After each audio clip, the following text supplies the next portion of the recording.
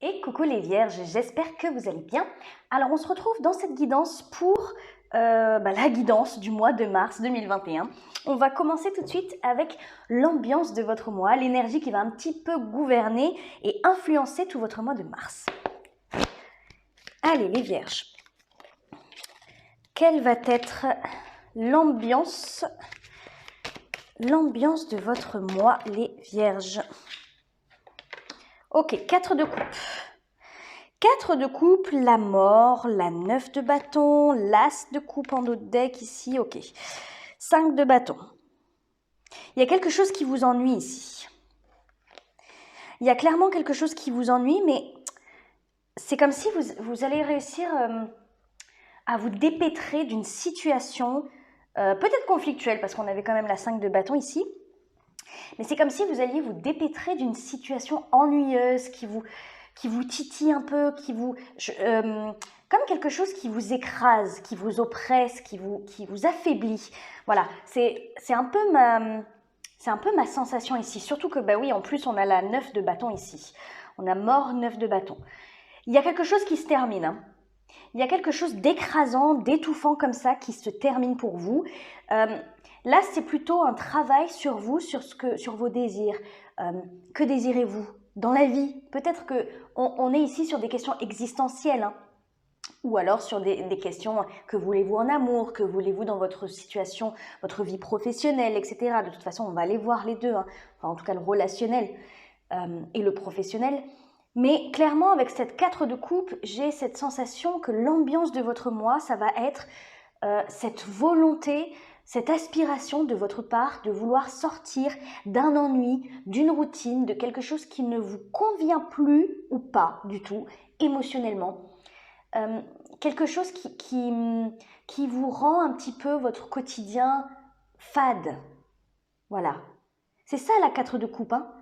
La 4 de coupe, c'est le fait de se sentir dans une stabilité émotionnelle. Certes, ok, on est dans une stabilité, il n'y a pas de chamboulement, il n'y a pas de choses qui nous bousculent, mais il manque un truc.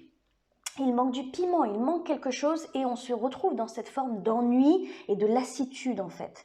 Comme lui, vous voyez, sur cette carte, il a 3 coupes en face de lui, il les a, mais tout ce qu'il veut lui, c'est d'avoir sa 4e coupe. Et là, avec le nuage autour et la main qui lui apporte cette 4e coupe, c'est comme s'il rêvait à cette coupe. Vous voyez ?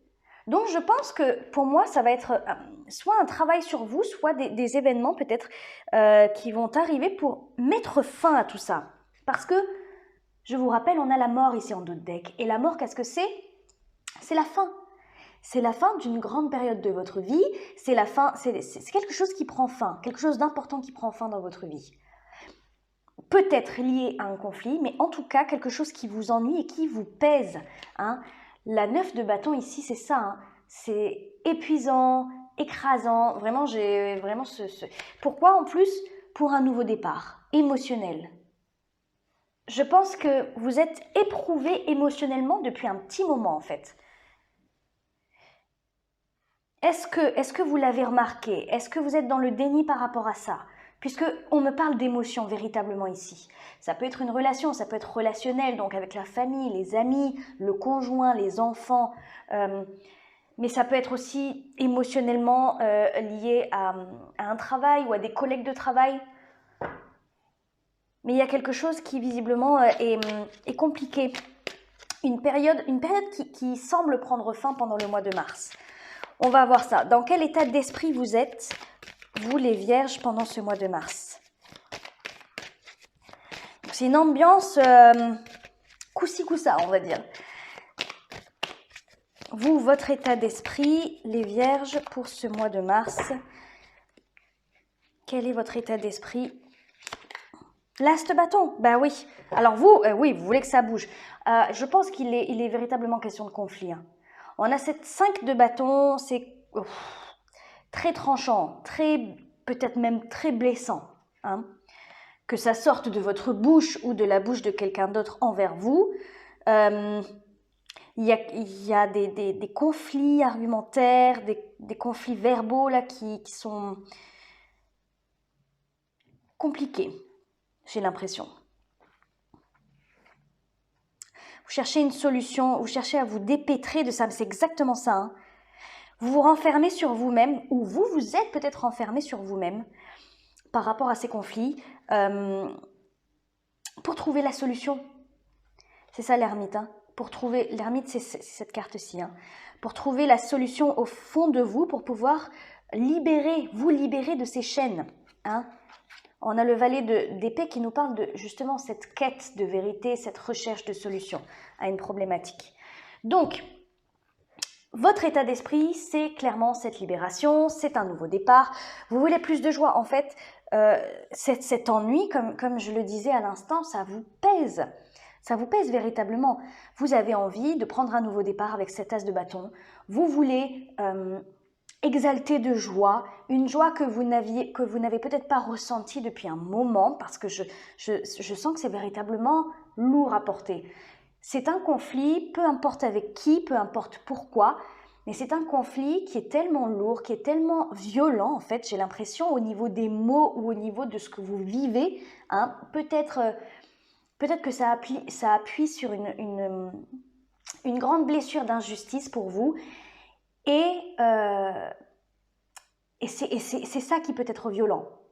Voilà. Même si c'est un combat ou un conflit silencieux, une genre de guerre froide, c'est hyper violent pour vous parce que c'est peut-être l'impuissance qui ressort ici, donc l'injustice. Vous voyez ce que je veux dire? En tout cas, vous, ce que vous voulez, c'est vous sortir de ça et débuter quelque chose de plus joyeux, de plus exaltant, quelque chose qui vous rend vivant. Voilà. Vous voulez vivre en fait. Vous voulez vous sentir vivant à nouveau. Et là, pour l'instant, c'est vrai que c'est peut-être ces dernières semaines ou ces derniers mois, ça vous a un peu accablé toute cette histoire. Ce que vous vivez là. Parce que la 5 d'épée, le roi d'épée, c'est peut-être quelqu'un qui prend l'ascendant sur vous, comme un patron, vous voyez. Hein. Le roi d'épée, c'est quelqu'un qui a autorité. Hein. C'est quelqu'un qui maîtrise, c'est quelqu'un qui a du charisme, c'est quelqu'un qui a le pouvoir, mine de rien. Et c'est quelqu'un qui est très stratégique, très malin, très intelligent, qui prend des décisions, mais qui peut être très très tranchant. Donc, pour ceux qui ont affaire à quelqu'un comme ça, pour celles et ceux oui, qui ont affaire à quelqu'un comme ça en face de vous, là, effectivement, je peux comprendre cette forme d'injustice et d'impuissance. Parce que effectivement, c'est peut-être quelqu'un qui a autorité sur vous, entre guillemets, quelqu'un qui a du pouvoir. Voilà, hein. Même voire peut-être quelqu'un que vous respectez, que vous admirez. Au-delà d'un patron, ça peut être aussi un père. Hein, ou un ami en qui vous aviez confiance, ou un conjoint qui prend un petit peu l'ascendant sur vous. Quelque chose, il y a peut-être une relation de pouvoir. J'ai un peu ce sentiment-là. Vous voulez, avec cette as de bâton, reprendre ce pouvoir, le pouvoir qui est le vôtre. On va aller voir au niveau relationnel ce qui se passe. On va essayer de comprendre tout ça là, parce que c'est compliqué. Au niveau relationnel pour les vierges, qu'est-ce qui se passe? Qu'est-ce qui se passe au niveau relationnel pour les vierges? Oh, chevalier d'épée. Mais c'est... Oh là là. 7 de denier, 2 de denier et la mort que l'on retrouve. En fait j'ai l'impression que c'est comme si vous hésitiez. Non, c'est pas de l'hésitation. C'est le fait de jongler un petit peu avec deux façons de parler, de façons de fonctionner, de façon d'aborder ce conflit. Ici, on a cette 7 de denier qui nous indique une prise de distance. C'est la prise de distance, la prise de hauteur. On va réfléchir avant de parler. On va tourner justement cette fois notre langue dans notre bouche avant de l'ouvrir. C'est vraiment cette passivité pour entamer en soi une réflexion constructive. Voilà. On a cette 2 de denier qui nous indique justement, pas cette hésitation, mais le fait de jongler un peu entre deux états d'être. Cette façon de faire, donc dans la passivité, dans peut-être dans la retenue. Voilà, la retenue, je me retiens, j'essaye de réfléchir avant de l'ouvrir, avant d'agir, j'essaie d'analyser, d'observer le comportement de mon ennemi, entre guillemets, enfin en tout cas la personne avec qui vous avez un conflit, là où l'est, hein, bien entendu. J'essaye d'agir avec maturité, de pas faire n'importe quoi. Mais en même temps, il y a des moments où je sens qu'en fait, c'est votre colère, votre ego, votre fierté, votre honneur aussi qui prend le pas sur cette forme de passivité et de retenue. Le chevalier d'épée, c'est celui qui va clasher. Voilà. Je pense qu'on ne va pas passer par 4 chemins. C'est celui qui est en colère, qui dit ses 4 vérités, qui les dit très très vivement, peut-être même avec agressivité et violence, selon les degrés de la situation, hein. Mais clairement, c'est vous attaquez ou vous balancez, on vous répond de la même façon avec autant de violence et vice-versa. Vous avez véritablement des conflits en ce moment. Et j'ai le même ressenti. Pour moi, c'est une question de pouvoir. C'est une question de pouvoir. On va aller voir si ça concerne votre vie professionnelle. Et ça, c'est tout à fait possible. Bien que pas forcément, bien entendu. Mais quand c'est une question de pouvoir comme ça, peut-être que vous avez un rival, un collègue de travail qui essaye de vous mettre des bâtons dans les roues et vous essayez de le contrer, parfois avec retenue, avec intelligence, le fait d'agir professionnellement tout simplement. Et parfois, vous vous emballez parce que c'est trop.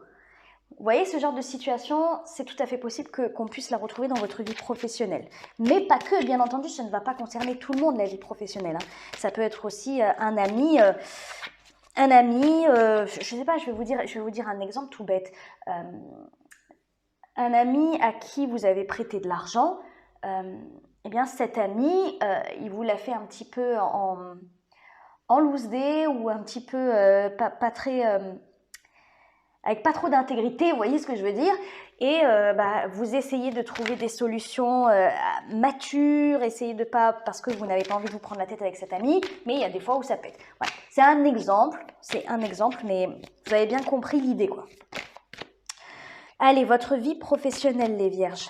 Qu'est-ce qui se passe dans votre vie professionnelle pour le mois de mars? Allez, qu'est-ce qui se passe dans votre vie professionnelle, les vierges?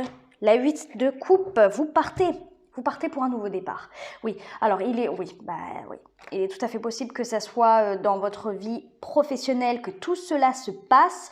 Là, clairement, j'ai la 8 de coupe, c'est un départ. C'est la personne qui justement, parce que cette énergie est véritablement liée à la 4 de coupe, ici, l'ambiance de votre mois. La 8 de coupe, c'est celui qui n'est plus nourri émotionnellement, qui n'est plus satisfait émotionnellement et qui décide de partir en quête. Juste, je lève les yeux et sur le minuteur 13 minutes 13, la mort, justement. Il y a quelque chose qui prend fin dans votre vie, c'est clair. Et visiblement, c'est dans votre vie professionnelle. Soit vous démissionnez, soit vous prenez de la distance émotionnellement avec ce que vous vivez dans votre vie professionnelle, donc peut-être par rapport à tous ces conflits, mais il y a quelque chose qui se passe dans votre vie professionnelle, clairement. Il y a quelque chose qui ne va pas. J'ai l'impression que vous êtes en désaccord. Il y a une grosse mésentente en fait, j'ai l'impression. Un gros désaccord dans votre vie professionnelle, peut-être avec votre patron ou avec vos collègues, peut-être qu'il y a beaucoup de tension, hein, de jalousie peut-être, c'est possible. Visiblement, il y a une mésentente. Et vous décidez, vous en avez ras-le-bol en fait, je pense. Je pense que vous décidez de partir. Hein. Et ce qui confirme ce départ, bien entendu, c'est la mort qui revient à plusieurs reprises, la fin, pour renaître, pour un nouveau départ. Ce nouveau départ que vous désirez parce que vous en avez marre de toute cette situation. Mais regardez ce qu'on a. On a l'as de denier qui nous parle de nouveau départ concret, c'est-à-dire je fais une démarche concrète en direction d'un nouveau départ.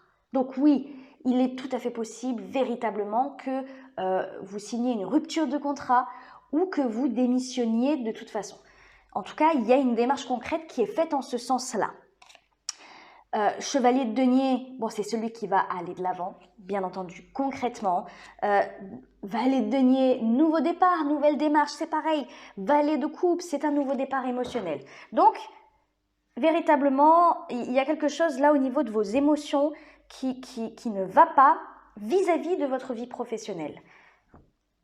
Et comme c'est trop intense, c'est trop puissant, c'est trop accablant, hein, ce qui se passe au niveau de votre vie professionnelle, vous décidez de prendre le large. En gros, c'est un petit peu ça pour le mois de mars. On va aller voir vers quoi vous allez. Vers quoi vous allez en fin de mois de mars, les vierges. Ouh. Allez, vers quoi vous allez en fin de mois de mars.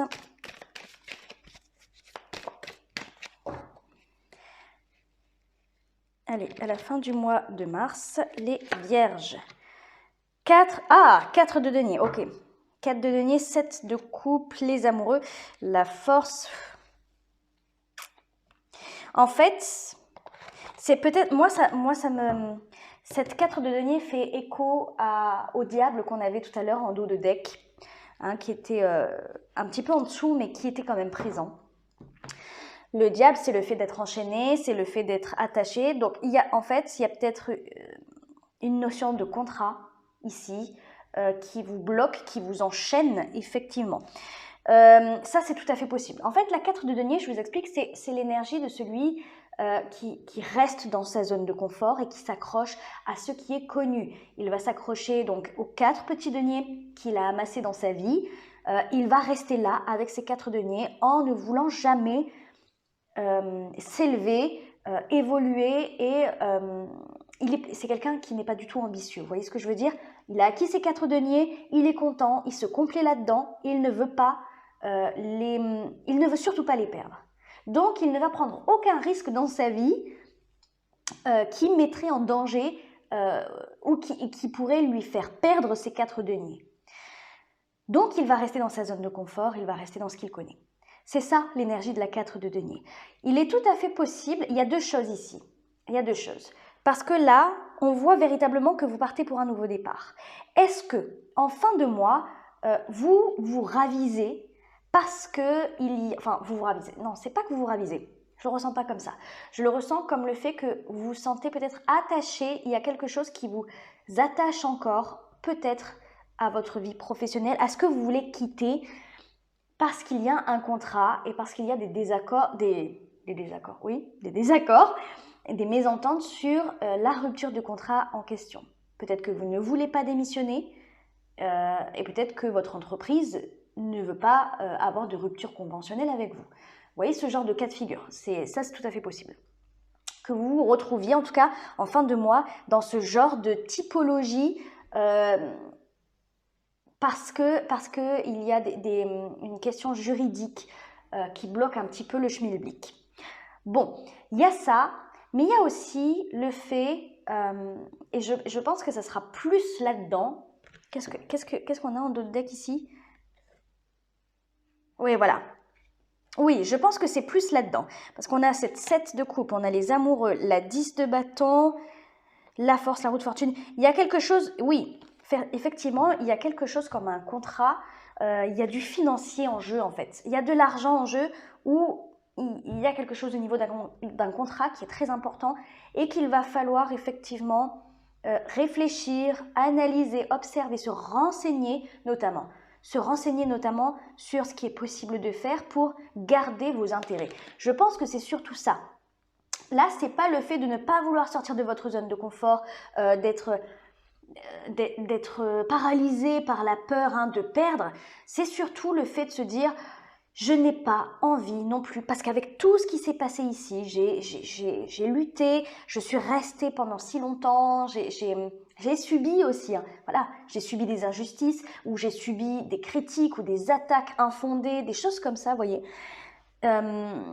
Ou tout simplement le fait qu'on se foute de moi, en fait, aussi, c'est tout à fait possible. Vous avez subi tout ça, et vous vous dites maintenant, je n'ai pas envie de partir sans rien, je n'ai pas envie de partir une main devant, une main derrière, je veux protéger mes intérêts, il y a des choses à faire, il y a peut-être des démarches à faire en ce sens-là, mais je ne lâcherai pas. je vais rester accrochée à mes 4 deniers parce que je les ai gagnés. Moi, j'ai plutôt l'impression que c'est ça. Alors oui, vous partez émotionnellement. Émotionnellement, vous quittez, mais concrètement, vous vous accrochez à ce qui est important pour vous, à vos intérêts, ce qui vous appartient. Votre dû, tout simplement. Il y a une question d'argent, je pense ici, ou une question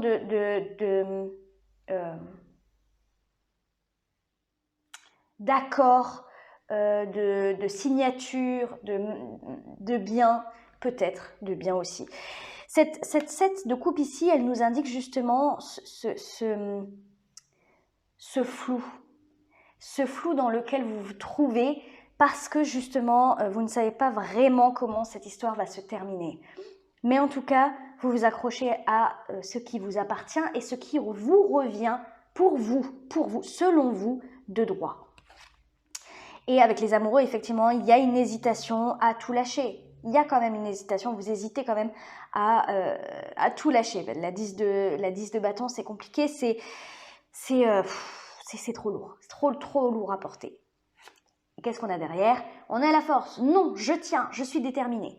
Voilà. Donc, il y a une grande hésitation en fin de mois à tout lâcher ou à rester accroché. Mais je pense que vous allez tout de même, ne sachant pas trop quoi faire, je pense que vous allez décider de vous battre pour vos intérêts.